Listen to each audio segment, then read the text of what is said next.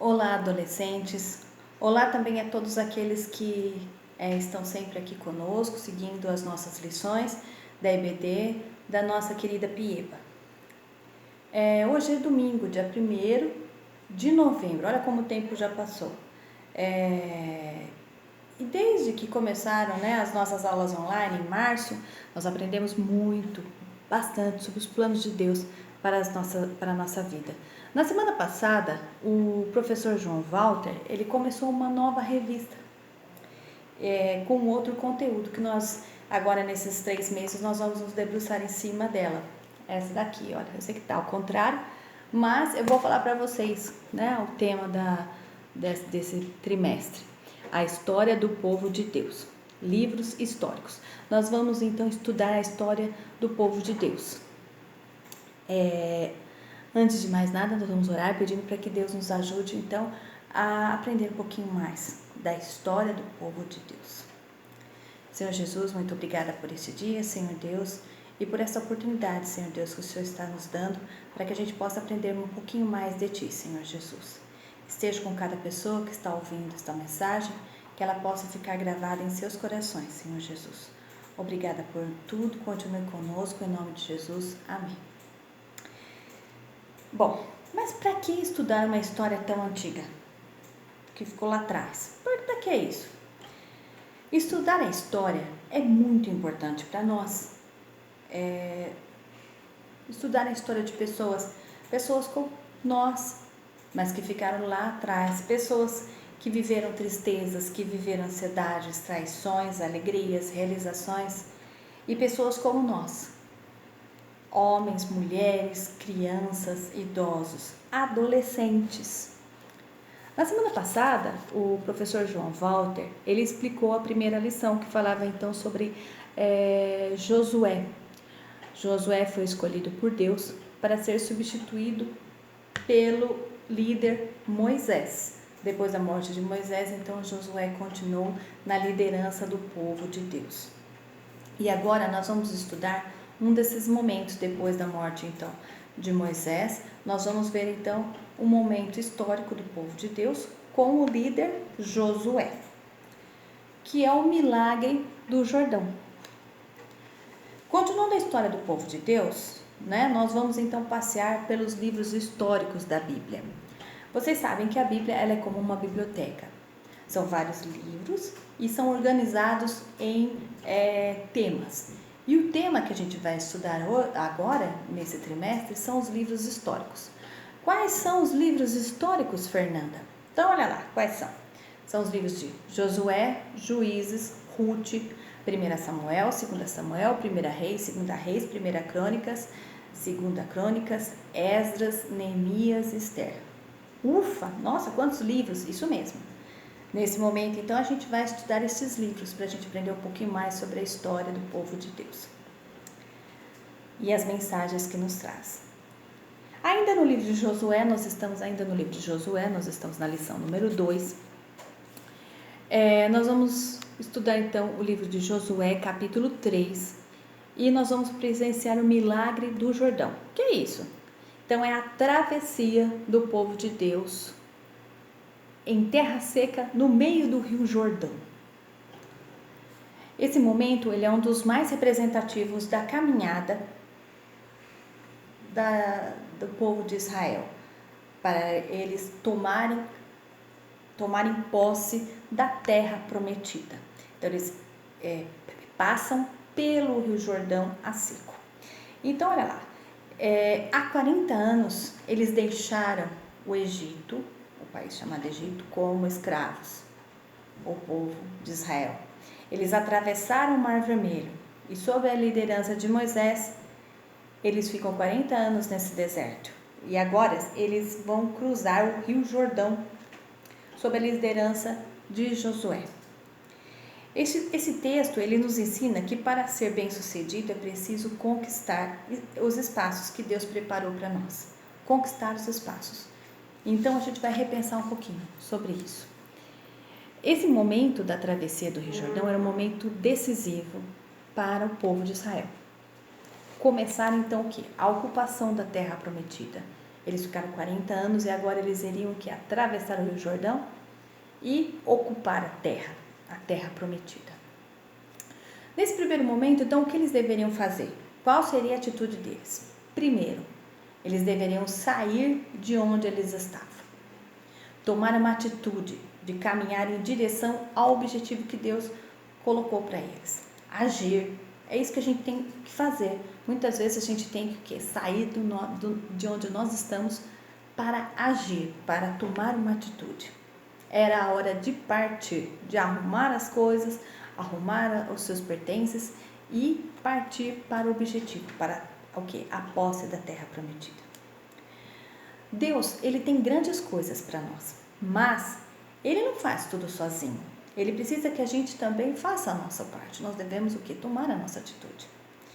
Se quisermos conquistar, nós temos que seguir adiante, confiando que Deus está conosco, sabendo que a presença de Deus está conosco, hoje também, certo? Deus está com você. E você tem que agir, tomar a sua atitude. Deus não nos deixa sem direção. Ele está nos guiando, Ele nos guia. Então, nessa parte da travessia do Rio Jordão, em Josué capítulo 3, nos versículos 2 e 3, eu estou usando a versão do Esmilinguido, porque eu já falei para vocês que eu acho melhor para a gente poder entender um pouquinho os textos bíblicos. Fala o seguinte, olha só essa versão. Os líderes passaram pelo meio do acampamento do povo de Israel, dizendo: quando vocês virem os sacerdotes levitas carregando a arca da aliança do Senhor, nosso Deus, arrumem as coisas e sigam a arca da aliança. O que é isso, Fernanda? A arca da aliança? A arca da aliança, ela era um instrumento em forma de um baú. Embaixo ela era feita de madeira e revestida com ouro. Em cima era feita de ouro maciço, tá? Por cima da arca havia uma chapa de ouro chamada propiciatório. E existiam 2 anjos, 2 querubins, um de cada lado, tá? Em cima dessa arca da aliança. Ninguém poderia pôr a mão, eles teriam que levar a arca, né? Que era a arca. O que é isso? A arca. A arca é a presença de Deus, então, ali, dirigindo o quê? O povo de Israel. Mas o que tinha dentro dessa arca? Não tinha nada lá dentro? Existiam 3 objetos que faziam o quê? Lembrar a presença de Deus e o poder de Deus dentro do povo de Israel. Eram 3 objetos importantes que estavam dentro dessa arca. O que tinha lá dentro, então? Primeiro, tinha um pote com maná. O que é maná? Maná é a comida que Deus preparou e sustentou o povo lá no deserto. Eles comeram maná, tá? Maná eram sementes brancas e transparentes que caíam, né? À noite, eles guardavam e comiam aquelas sementes, né? E tinha um sabor como se fossem bolos de mel. Deveria ser muito gostoso. Então, eles guardaram esse alimento, esse pão que desceu do céu, guardaram dentro dessa arca. O que mais que tinha lá na arca? Tinha também a vara de Arão, o irmão de Moisés, que era o sacerdote escolhido por Deus para o quê? Para estar lá no tabernáculo, né? Deus mandou escolher, para mostrar a liderança de Arão, Deus mandou escolher 12 homens, uma de cada tribo, entre eles Arão, que era da tribo de Levi, e eles escolheram varas, e deixaram à noite, e a vara que florescesse seria o quê? O escolhido para ser o sacerdote do tabernáculo. E aí o que acontece? Arão foi escolhido. A sua vara, ela brotou, não só brotou, ela deu flores e deu amêndoas. Foi a vara de Arão. Essa vara de Arão, então, que era símbolo do poder de Deus, foi colocada também dentro da arca da aliança. Outro objeto também muito importante dentro do povo de Israel são os 10 mandamentos, as tábuas da lei. Os 10 mandamentos também estavam dentro da arca da aliança. E representam, então, elas são a constituição de Israel. São as leis, as regras, as leis que servem para o relacionamento, tanto das pessoas, como também o seu relacionamento para com Deus. Então, esses 3 objetos, eles representam a presença de Deus que está dentro da aliança, a arca da aliança, do acordo que eles fizeram com Deus. A arca também simbolizava o trono de Deus e ela foi levada em muitas batalhas. Eles levavam então a arca da aliança de Deus nas batalhas, como que a presença de Deus ali dirigindo, significando isso, dirigindo o quê? Aquele momento na batalha. Em alguns momentos a arca até foi roubada, né? Foi levada por outros povos, que a gente pode observar também dentro da Bíblia. Também simboliza a arca o governo ético do Senhor e o seu relacionamento com Deus. Olha quanto significado tem então a arca da aliança. Então, quando a arca da aliança sai do acampamento do povo de Israel e vai em direção ao Rio Jordão, então todos os israelitas deveriam seguir a arca, tá bom? Outra dica também que Josué falou para os israelitas: santificai-vos. Josué, antes deles atravessarem, ele desafia o povo a santificar-se.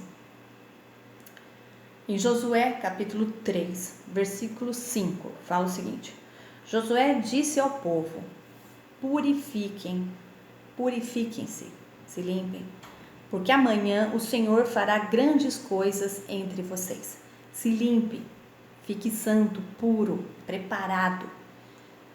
Purificar-se é um desafio muito grande para nós. Também foi para eles. É importante lembrar que nós devemos nos santificar perante Deus. Se purificar. Eles deveriam se purificar o quê? Jogar os seus deuses, as suas práticas religiosas que eles tinham, né? E que eles deveriam o quê? Jogar fora e se purificar, se santificar para Deus. Hoje nós temos outros deuses e situações que nos tiram da presença de Deus. E nós não percebemos. Por isso que a gente tem que nos santificar, ler a Bíblia, orar, pedir a presença de Deus. O nosso desafio hoje, nós cristãos, é não sermos contaminados. Nós não devemos nos contaminar com tudo que recebemos dos nossos amigos, da internet, aquilo que aparece na internet, das redes sociais, das pessoas que tentam passar ideias erradas para nós. Porque a nossa regra de fé e prática é a Bíblia. E muitas vezes o cristão, você adolescente, esquece de ler a Bíblia e fica ouvindo outras pessoas. E aí, para a gente não ser levados pelos outros, pensando o seguinte: e o que tem? O que tem? O que tem isso? Isso daí não tem problema? Não tem nada a ver. E daí? Pode fazer isso, o que tem? Dá no mesmo, se eu fizer isso ou não, dá no mesmo, é a mesma coisa. Tanto faz. Não é tanto faz. Nós vamos nos contaminando com coisinhas pequenas e de repente nós estamos muito longe de Deus. Então, se santificar para o quê? Para o milagre que Deus tem para fazer em tua vida, em nossas vidas. Para você pensar um pouquinho, o que você tem feito em relação a isso? Será que você tem agido como Deus quer? Será que você tem se santificado para estar na presença de Deus, para que Deus possa fazer um milagre em sua vida? Outra coisa também que você tem que fazer, que eles também tiveram que fazer também: ouvir a palavra do Senhor e obedecer. Muitas vezes as pessoas não param mais para ouvir a palavra de Deus. A nossa geração é uma geração que não gosta de ouvir, que não gosta de ler. Nós estamos sendo influenciados pelas mídias. A nossa leitura é uma leitura o quê? É uma leitura de celular, um toque, né? Rapidinho. A gente só consegue ver então uma imagem e uma frase. É muito difícil alguém parar para ler a Bíblia, para meditar na palavra de Deus, para ler um bom livro. Difícil demais. A gente não vê mais os adolescentes, os jovens lendo, até mesmo os adultos. Eles querem mais o quê? Correr no celular, né? Isso é a coisa mais fácil que tem. E as pessoas estão o quê? Sendo influenciadas pelas redes sociais. O ouvir. Essa parte de ouvir, ela está sendo prejudicada por nós.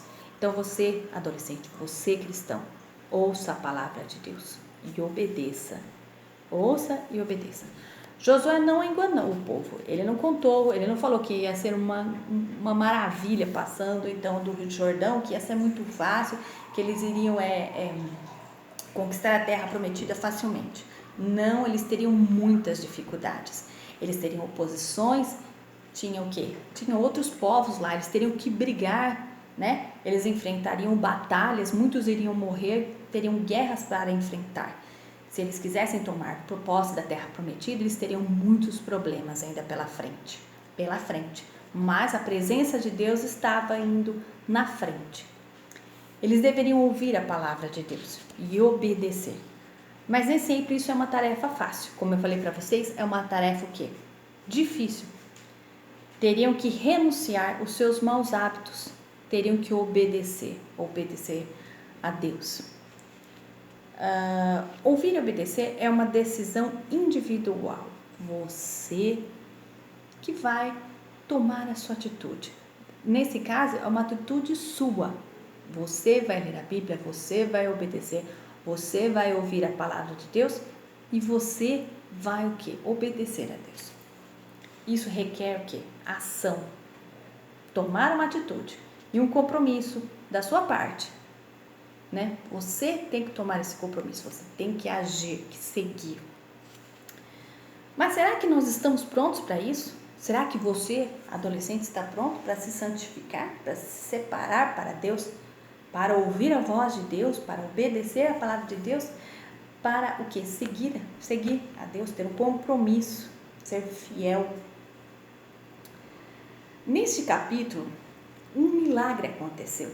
Milagre, porque o que aconteceu? O rio parou de o quê? De correr. O rio parou de correr. A terra ela estava, naquele momento, o rio estava o quê? Numa estação chuvosa. Os rios estavam transbordando, tá? Como sempre acontecia nessa época do ano. Quando a gente lê, então, Josué capítulo 3, versículos 14 e 15, fala assim, ó, era tempo da colheita.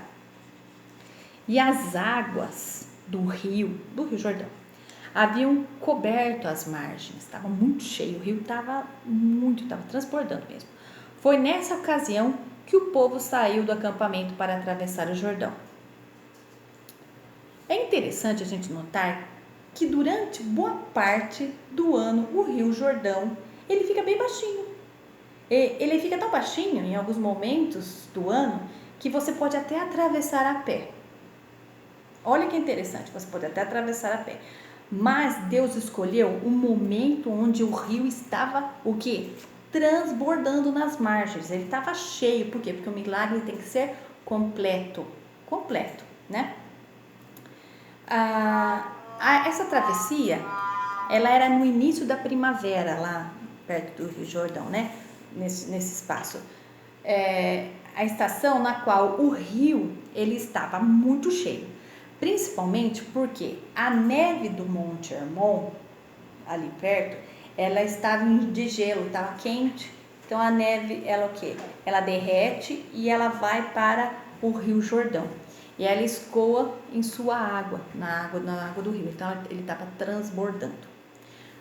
Não havia tecnologia nessa época, certo? Não havia tecnologia para eles atravessarem sozinhos para lá. Só se fosse por barco, mas não tinha tanto barco assim para tanta gente.